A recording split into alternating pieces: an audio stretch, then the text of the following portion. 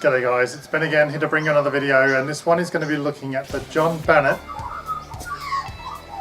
Saxon sword. Okay, so I purchased this sword a while back from a company called Southern Swords, and it is a Saxon migration sword. And let's go through some of the stats. So swords at this time were very much a status symbol and a symbol of power. These items held huge symbolic powers and meaning to the society of the people who were represented. This sort of sword would have been used by pretty much any of the so-called Germanic tribes across Europe at the time. So we're talking about the Angles, the Jutes, the Saxons, the Britons, Picts to an extent, Irish maybe. And the reason for that is they would have been traded, and we can see evidence of the trade routes at the time, moving these things around Europe into Russia, and people sharing knowledge and items of value with their bartering systems as they became more solidified post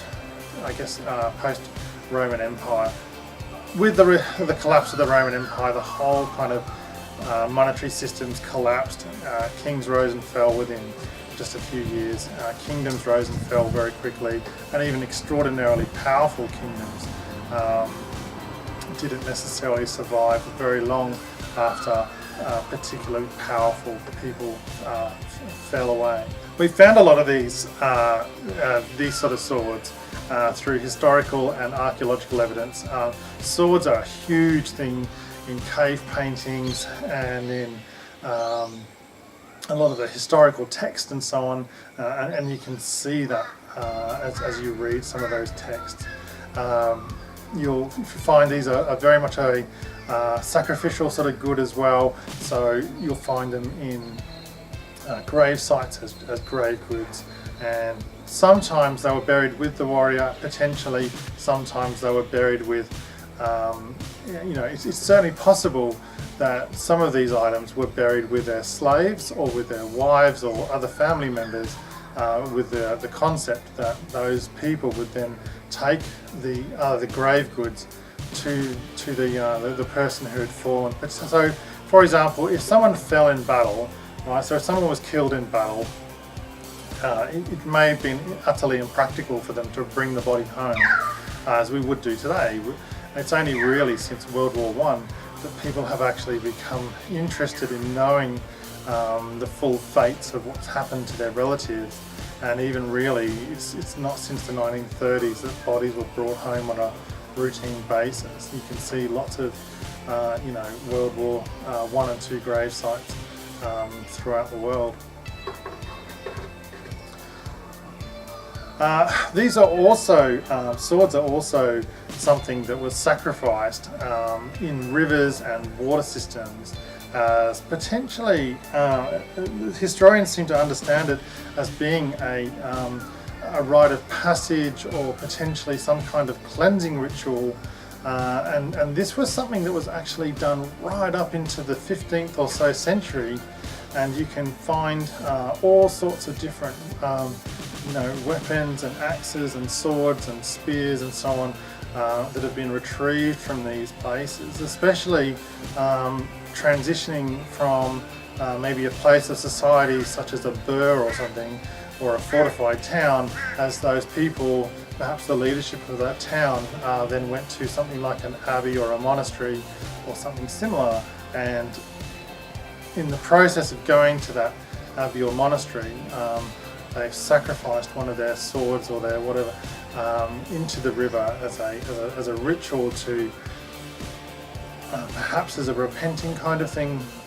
We're not exactly sure, but so many weapons and so on have been found in bogs and in lakes, streams and rivers. Anyway, so talking about this particular sword, let's go through some details. So it is a fairly historically accurate, and it's a well-crafted blade. It's made from EN45 steel. Now that is not historically accurate. So medieval steel was very different. We know this, we understand this, and if you want a historically accurate sword or something, then you can pay a lot more for it. This retails for around 70 or so pounds, so roughly what, 120 at the moment, dollars Australian, and it's at the lower end. But it's a commercially viable sword. This is as I say, historically accurate.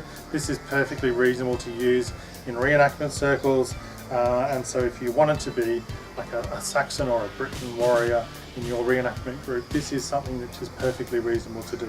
It is sold as a sharp blade. I say sharp, it's functionally sharp. So this isn't something you're going to have a shave with. At the same time, it's not something you can use for reenactment or LARP combat. So you may have to spend a little while just dulling down the blade just to make sure that's going to be safe for use during those kind of things, if you want to actually use this as a reenactment blade, and people do all the time.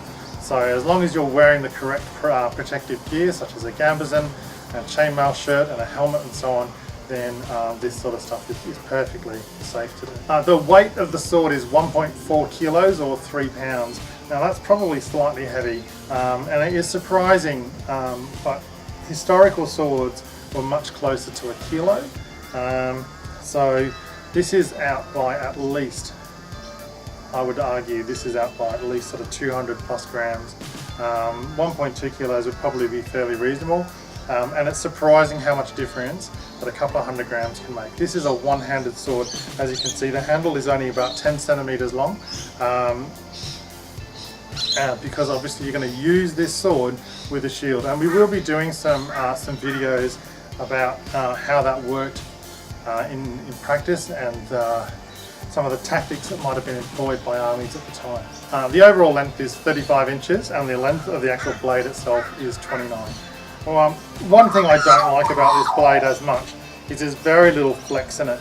Now, people are surprised when you talk about flex in a blade. They often think that this had to be, you know, this had to be like a stabbing weapon, so it would have been a much stronger blade in the sense that it wouldn't have had the flex, but actually historical swords did have flex, and much more so than this particular one. But all the same, it is an easy sword to use. I like it. I do find it a little bit heavy, and that's a bit of a shame, but you know, for its dollar mark, for the price point, this is perfectly reasonable. So all the details are going to be in the description below, but overall, as a review, I'm going to give this sword 7 out of 10. Well, thanks for watching. If you enjoyed this video, please click the like button. We'll be building this channel approximately 1 or 2 videos every day, so hopefully achieving as many as 10 videos a week that we'll be publishing up on YouTube. We will soon be covering all types of topics across the whole medieval period, from weapons to religion to culture to dress. We're going to look at different societies and cultures and what made them succeed whilst others failed. I'm looking forward to your comments and suggestions. Please leave a comment below, or you can message me direct through YouTube. Please feel free to share this video on your favourite social media platform, whether that be Twitter, Facebook or Instagram. And don't forget to subscribe, as it helps us to build our channel. Thank you for watching. Have a great day.